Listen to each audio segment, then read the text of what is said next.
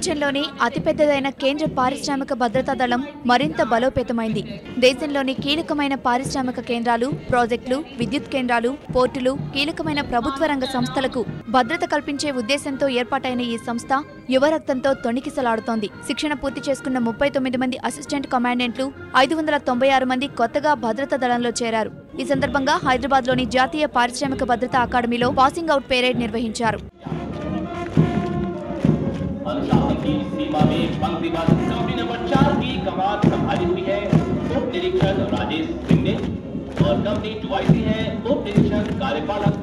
జాతీయ పోలీస్ అకాడమీకి చెందిన 11 మంది తొలి మహిళా సబ్ ఇన్స్పెక్టర్ల బృందం కూడా ఈ పేరేడ్లో పాల్పంచుకుంది.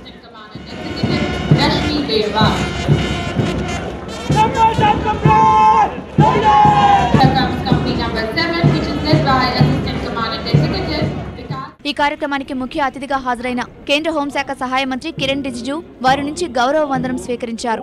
శిక్షణ పూర్తి చేసుకున్న వారు ఎలాంటి సవాళ్లనైనా ఎదుర్కొనేందుకు సిద్ధంగా ఉండాలని ఆకాంక్షించారు.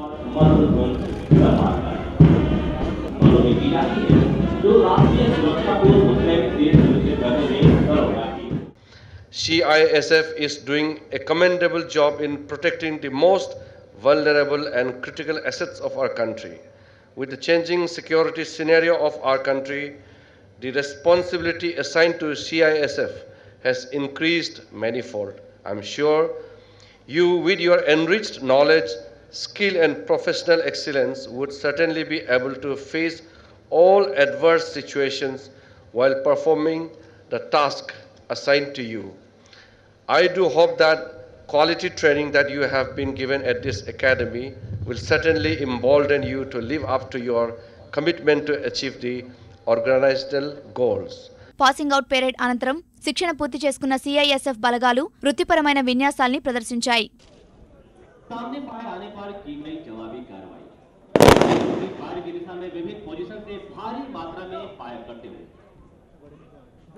ఊహించని పరిస్థితులు ఎదురైనప్పుడు ఎలా స్పందిస్తారో చేసి చూపారు. తీవ్రమైన ఎత్తుగడలు, అంతర్గత భద్రతా సవాళ్లను అధిగమించే నైపుణ్యాన్ని ప్రదర్శించారు.